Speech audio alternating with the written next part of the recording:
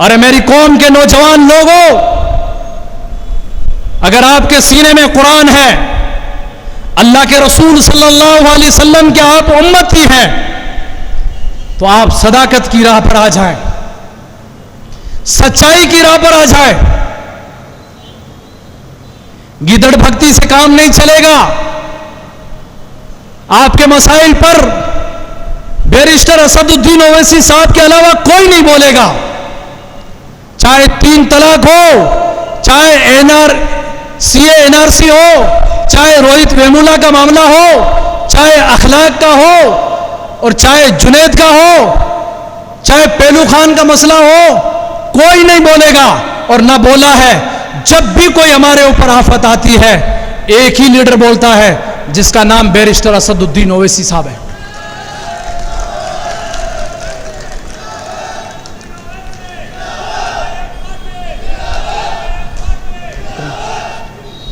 धर्म के नाम पर, गाय के नाम पर एक इंसानियत का कत्लेआम हो रहा है। 2 व्यक्ति को एक साथ में जला के फेंक दिया जाता है। यह हालात बना लिए, और फिर भेदभाव भी किया जाता है। अगर आप किसी को देते हैं तो किसी के धर्म को ना देखें। अगर हिंदू भाई के ऊपर किसी ने जुल्म किया है, तो आप, अगर कोई जुल्म करने वाला मुसलमान है तो भले मुसलमान हो, अगर उसने जुल्म किया है, आप उसके हाथ में हथकड़ी डाल के अंदर डाल दो। जुल्म करने वालों के साथ में हम नहीं हैं, चाहे वो किसी भी धर्म का हो। हम जुल्म के खिलाफ हैं, मजलूमों के साथ में हैं। उदयपुर का कांड हुआ था, बहुत बड़ी घिनौनी हरकत थी। राजस्थान के अंदर नहीं, बल्कि पूरे भारत के अंदर मुसलमानों ने उदयपुर के कांड में उनका साथ नहीं दिया। और जिसके साथ में जुल्म किया गया, जो मजलूम था, हम मजलूम के साथ में खड़े थे। अगर जुल्म करने वाले दाढ़ी और टोपी वाले हैं, तो उनके धर्म को मत देखो। उनका कोई धर्म नहीं है, वो अधर्म है। वो अपने धर्म को बेचकर, नाली कूचों में डालकर एक इंसानियत का अगर कत्लेआम किया है, आप उसको डाल दो जेल की सलाखों के पीछे। लेकिन वहां पर अगर 50 लाख मुआवजा आप देते हैं, नौकरी देते हैं, तो फिर जुनैद और नासिर के परिवार को भी दो। जुनैद और नासिर के परिवार की भी दो। अगर उसके मुखालिफत में कोई खड़ा होता है, प्रोटेक्शन करता है, तो वहां की माननीय मंत्री और वहां की पुलिस प्रशासन मिलकर उसको जेल की सलाखों के पीछे डाल देते। ऐसा नहीं चलेगा। सबके घर में बीवी बच्चे हैं। याद रखो, अगर जालिम बनोगे, गरीबों की हाय लगेगी। सबके घर में है, कोई कितने भी बड़े ओहदे पर हो, मजलूम की हाय कभी भी मत लेना। आपको सरकार की सैलरी चाहे कितनी भी मिलती हो, उसमें ऊपर वाले का शुक्र अदा करना। लेकिन अपने बीवी बच्चों के लिए मुसीबत मत बनना। और जब भगवान की तरफ से, अल्लाह की तरफ से आफत टूटती है, तो पूछ के नहीं आती है, वो किसी के दरवाजे को नहीं देखती है। और गरीब की आह इतनी खतरनाक होती है, आसमानों के दरवाजे भी तोड़ देती है। याद रखना, गरीब चाहे किसी भी धर्म का हो।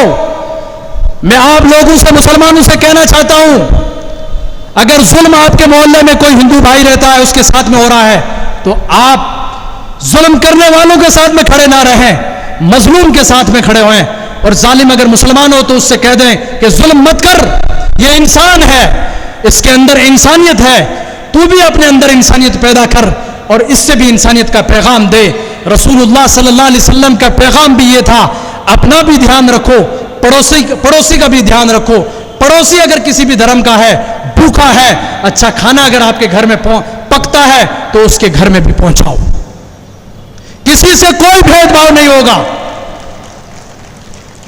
और हमेशा अमन के हामी बन के रहो। अमन एक बहुत बेहतरीन पहचान होती है। पूरे राजस्थान में घूम लेना, बाड़मेर और जैसलमेर की जैसी अमन परस्ती शायद आपको भारत में कहीं नहीं मिलेगी, कहीं नहीं मिलेगी। इतनी अमन परस्ती है वहां पर, आपको पता ही नहीं लगेगा कि कौन राजपूत है, कौन जाट है, कौन मुसलमान है, कौन मेघवाड़ है, सब एक साथ में रहते हैं। राजपूतों के शादियां होती है, हम उनके आगे होते हैं, उनकी इजाजत पर होते हैं और वो हमको बिठा के खाना खिलाते हैं, प्यार से हम रहते हैं। अगर वो बड़ा है तो हम उसके बेटे बन जाते हैं और हम बड़े हैं तो वो हमारे बन जाते हैं। ये सिस्टम रखो, भेदभाव से कोई चीज हासिल होने वाली नहीं है, किसी से कोई नफरत नहीं करनी है। मोहब्बत रखकर दिलों के अंदर आगे बढ़ो और मोहब्बत ही कामयाबी को तलाश के लेके आती है। मोहब्बत से सारी चीजें हासिल होती है। अब इन कांग्रेस के लोगों को तो मजबूरन कहना पड़ता है, क्योंकि बेचारे 45 साल के सोए हुए हैं। ये सोचते हैं एक बार तो माननीय मुख्यमंत्री वसुंधरा राजे साहब आएगी, दूसरी बार तो हमारा पक्का ही नंबर है। इस बार तो मुझे लगता है नंबर जाने वाला है। और ये कह रहे हैं इनके बीजेपी की बी टीम वगैरह, तो आज से पहले एमआईएम ने, असद साहब ने राजस्थान में इलेक्शन नहीं लड़ा। पिछला जो विधानसभा चुनाव हुआ उसके अंदर कांग्रेस की सरकार बनी, मुख्यमंत्री अशोक गहलोत साहब बने और उसके 6 महीने बाद में लोकसभा का चुनाव होता है। राजस्थान में लोकसभा की कितनी सीटें हैं आपको पता है? 25 सीटें, 25। कांग्रेस की सरकार है, मुख्य माननीय अशोक गहलोत जी हैं। 6 महीने नहीं हुए सरकार बनी हुई और 25 की 25 हार जाते हैं और भारतीय जनता पार्टी जीत जाती है। अब बताओ बी टीम कौन है? बताओ, असद साहब तो नहीं आए, आप सारी की सारी हार गए। गोवा में कांग्रेस पार्टी के विधायक बेचारे 50-50 लाख से बहुत मोहब्बत करते हैं, सीधे अमित शाह साहब के पास चले जाते हैं, दे दो आपके साथ में, थोड़ा सा एक मंत्रालय दे दो और थोड़े पैसे दे दो, हमारा काम चल जाएगा। जहां भी जो भी विधायक बिकता है वो किसी भी पार्टी का नहीं बिकता है, ओनली फॉर कांग्रेस के विधायक बिकते हैं, कांग्रेस के विधायक बिकते हैं। अरे बी टीम कहने वालों, बी टीम तो आप हो, जाके उनकी गोद में बैठ जाते हो। हम बी टीम नहीं है, हमारा एक ही रहता है तो मुखालिफत में खड़ा रहता है, लेकिन ना उनका सहयोग करता है ना बिकता है। ये पूरी कोशिश करते हैं कि कैसे खरीदे, पर इनके पास में ताकत ही नहीं है उसको खरीदने की, क्योंकि उसके सीने में ईमान है, उसकी क़यादत में ईमान है और राष्ट्रीय अध्यक्ष है वो भी ईमान वाला है। इसलिए ये कामयाब नहीं होते हैं। जो साथी बाहर खड़े हैं गाड़ियों के पास में, इधर आप आ जाएं। अब अनकरीब ही थोड़े ही देर में बैरिस्टर असदुद्दीन ओवैसी साहब हमारे बीच में आएंगे और बड़ा मजा आता है उनको सुनने में। आज रात को 200 विधायकों को नींद की गोली 2-2 खानी पड़ेगी। अब देख रहे हैं सब टीवी पे बैठ के क्या बोलेंगे, किसको टारगेट पे रखेंगे, कौन से मसाइल पे बात करेंगे। सब छोटे से रूम को बंद करके अंदर टीवी चलाकर बैठे हैं, सब देख रहे हैं और फिर 9 बजे के बाद में भड़काऊ भाईजान स्टार्ट कर देंगे। मेरे अजीज दोस्तों, आपको अगर असद साहब का और ऑल इंडिया मजलिस-ए-इत्तेहादुल मुस्लिमीन का काम देखना है तो आप एक बार ट्रेन से, बस से, गाड़ी से, फ्लाइट से हैदराबाद जाएं, देखें वहां पर कितना बेहतरीन काम है। वहां पर दारुस्सलाम सबके लिए खुला रहता है। वहां पर भारतीय जनता पार्टी के लोग आते हैं, उनका भी काम किया जाता है और हमारे विधायक तो काम के लिए जाते हैं तो पहले लिस्ट देखते हैं कि तेरे गांव की लिस्ट देखी थी, वहां पर 500 वोट है, मुझे तो 50 ही मिले, 450 तो तुमने बीजेपी वालों को दिए, मैं तुम्हारी सड़क नहीं बनाऊंगा। ये बात हम बोलते हैं तो विधायक साहब के पेट में मरोड़ पड़ती है कि ऐसा क्यों बोला, तो फिर आपने क्यों बोला? जो आप बोलेंगे वो हम बोलेंगे। आपके मुंह में जबान 2 इंच, हमारे मुंह में 4 इंच। जवाब तो देंगे, गूंगे और बहरे बन के नहीं बैठेंगे। और असद साहब ने गागरिया की सभा के अंदर बहुत जबरदस्त तरीके से वहां के कांग्रेस विधायक को जवाब दिया। कांग्रेस विधायक किसी को पूछते भी नहीं थे, वहां के जिला अध्यक्ष वो भी नहीं पूछते थे, ब्लॉक अध्यक्ष वो भी किसी से सलाम भी नहीं करते थे, और हम अगर उनसे कहते थे अस्सलाम वालेकुम तो 2 इंच ये उंगली, 1 इंच ये उंगली आगे आगे करते थे, इतना हाथ मिलाते थे। लगता ऐसा है कि हम पता नहीं कौन से फिरके के, कोई 80 नंबर फिरके के हैं जो इनका वुजू टूट जाएगा। और असद साहब की सभा के बाद में दूसरे दिन हम घर में बैठे थे, आए और हमको गले से लगाए, आजा यार बड़ी मोहब्बत है, जो बोल तेरा काम करने के लिए तैयार हो। ये ब्लॉक अध्यक्ष भी बोल रहा है, जिला अध्यक्ष भी बोल रहा है, और वहां के कांग्रेस पार्टी के जिम्मेदार और विधायक के बेटे सब बोल रहे हैं, क्योंकि वहां पर ताकत दिखाई। 1 लाख का मजमुआ 15 किलोमीटर दूर बॉर्डर की धरती पर जमा हुआ, और गर्मी के टेम्परेचर 50 और 52 के बीच में थे। दिन का 12 बजे का टाइम था, और इतना भीड़ भड़ाका था, और इतना बड़ा जनसैलाब था। उन्होंने सोचा हमारी तो कश्ती डूब गई, और वहां के अच्छे से अच्छे मसाइल हल हो गए। आप अगर सभाओं को कामयाब करोगे, जहां भी सभा होगी वहां आओगे अपनी ज्यादा तादाद के अंदर, तो आपका जो भी एमएलए है किसी भी पार्टी का, वो आपके मसाइल को सुनने के लिए तैयार हो जाएगा। और अब अगर आप नहीं आएंगे तो आपकी कोई नहीं सुनेगा। 500 घरों के बीच में 2 जनों की सुनाई हो जाएगी, 498 बाकी रह जाएंगे। विकास चाहते हो, अपना मुस्तकबिल चाहते हो, राजस्थान को और अपने जिले को भ्रष्टाचार से, करप्शन से बचाना चाहते हो, तो फिर आपको आगे आना पड़ेगा, विरोध भी करना पड़ेगा, और क़यादत को मजबूत करना होगा। अपने जिले में रहकर आप मेहनत करें।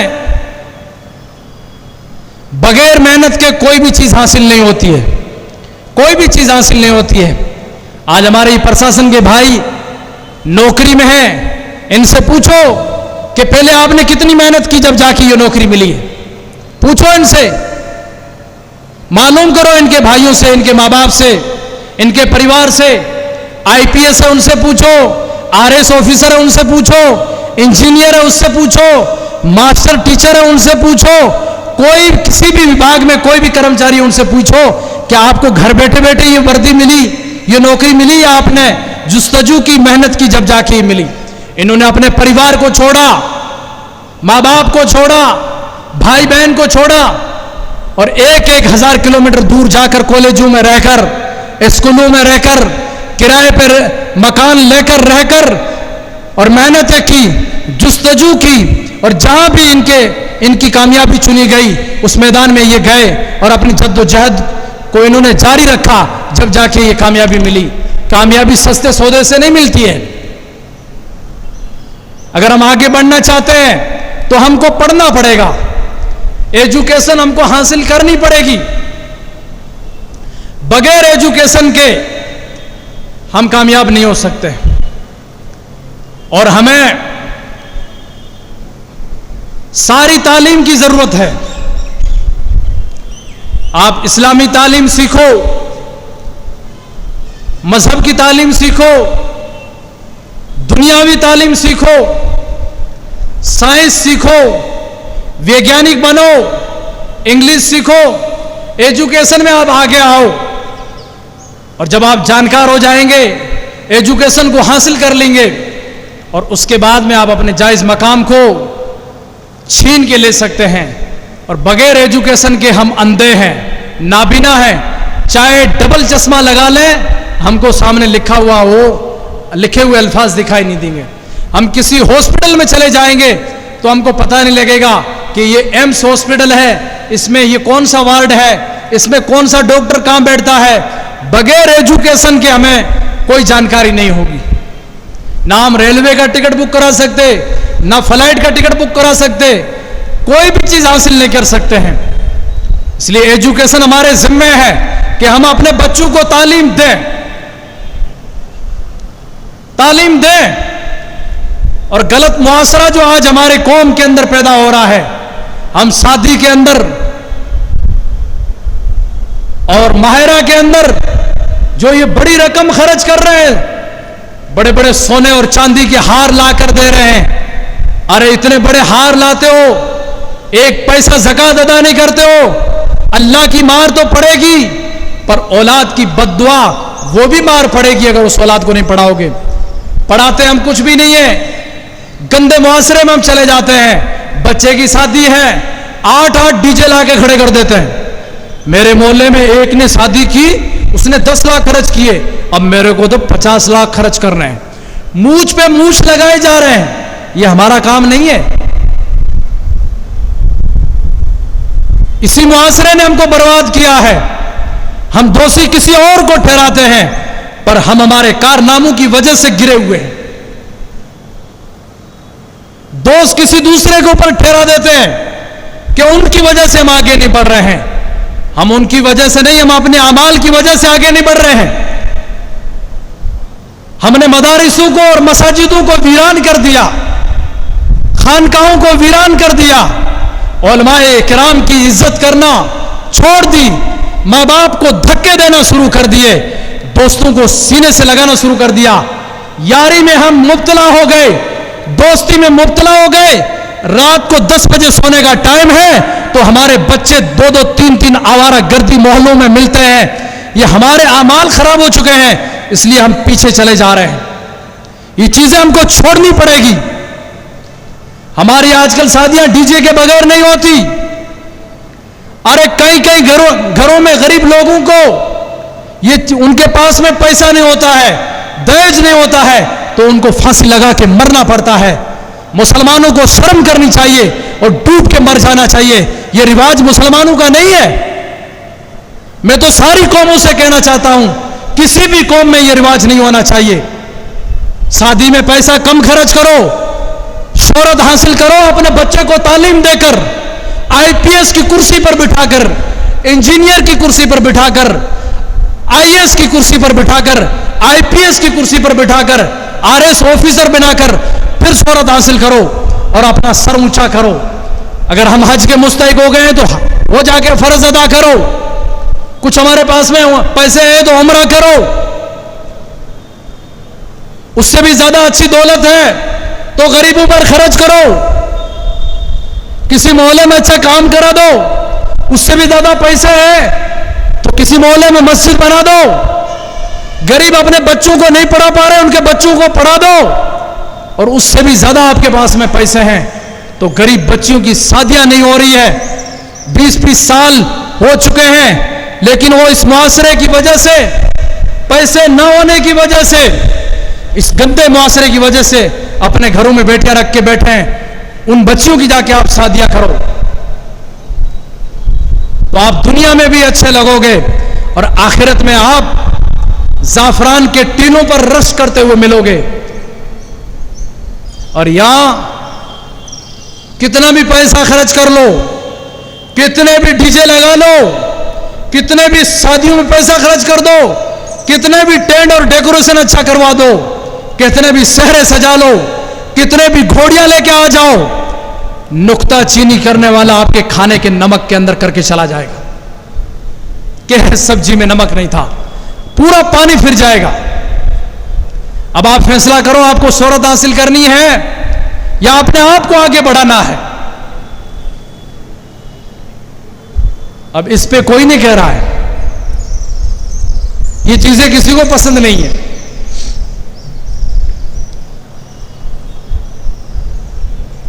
ये दो चीजें तो है, हमने इल्म सीखना छोड़ दिया और आपस में लड़ना शुरू किया, हुकूमत हमारे हाथ में चली गई। आपस में मोहब्बत पैदा करो, इत्तेहाद पैदा करो, अपनी सफों के अंदर इत्तेहाद पैदा करो, एक प्लेटफॉर्म पर आ जाओ। कितने भी लड़ो, आपस में लड़ो, 10 मिनट के बाद में एक दूसरे से कहो अस्सलाम वालेकुम व रहमतुल्लाह। लड़ लिए 10 मिनट के बाद में, खत्म कर दो फसाद को। कोई भी हो, सबसे मोहब्बत से रहो, इत्तिहाद कायम करो। जब अपनी सफों में इत्तिहाद होगा तो हमारे लिए सारे मसाइल हल हो जाएंगे, और इत्तिहाद नहीं होगा तो हम कुछ भी नहीं करा सकते, कुछ भी नहीं करा सकते, किसी भी मसले को हम हल नहीं करा सकते। हैदराबाद में ऑल इंडिया मजलिस इत्तिहादुल मुस्लिमीन मजबूत क्यों है? वहां पर शाम को ऐलान होता है कि सुबह 9 बजे अकबरुद्दीन ओवैसी की सभा होगी। 5 दिन पहले नहीं, 10 दिन पहले नहीं, शाम को 9 बजे ऐलान होता है कि सुबह 9 बजे चार मीनार में या चंद्रान गुट्टे एरिया में अकबर साहब की सभा होगी। लाखों की तादाद में जन सैलाब उमड़ता हुआ अकबर साहब के आगे और पीछे और ग्राउंड के अंदर नजर आता है। जब जाके वहां की सरकारें झुकती है, और यहां वो असद साहब आएंगे, जब भी आएंगे, थोड़ा सा दुकान में काम है, थोड़ा सा परेशान हूं, आराम करके आता हूं, बड़े हम परेशान हैं। अभी फालतू की बातें करानी हो या कहीं घूमने टहलने के लिए जाना हो, सारे भर लेंगे।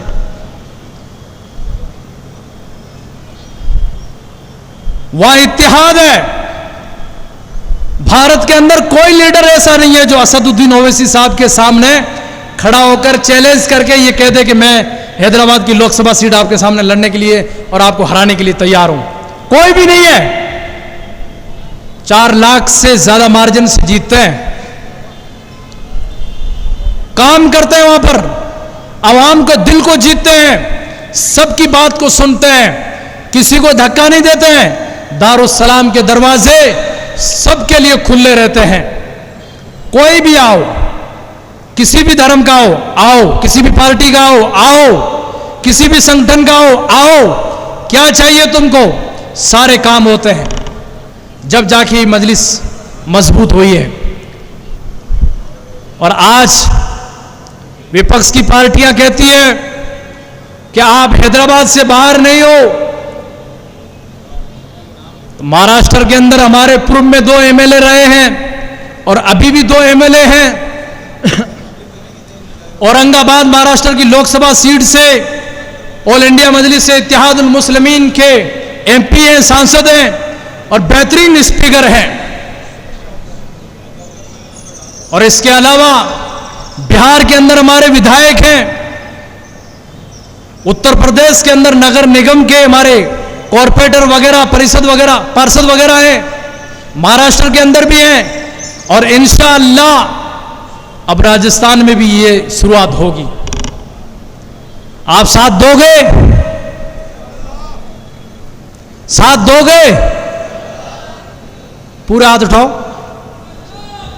कैमरा वालों को भी दिखाई दे, आधे अधूरे हाथ उठा दो, कांग्रेस वाले खुश हो जाएंगे कि आधे तो हमारे वहां पर थे। पूरे के पूरे हाथ उठाया करो। आप साथ दोगे इंशाअल्लाह। चाहे राजस्थान के किसी भी जिले में, किसी भी विधानसभा में किसी को भी टिकट मिले और कैंडिडेट वहां पर तय हो जाए, आप दिलो जान से उसके लिए चले जाओ।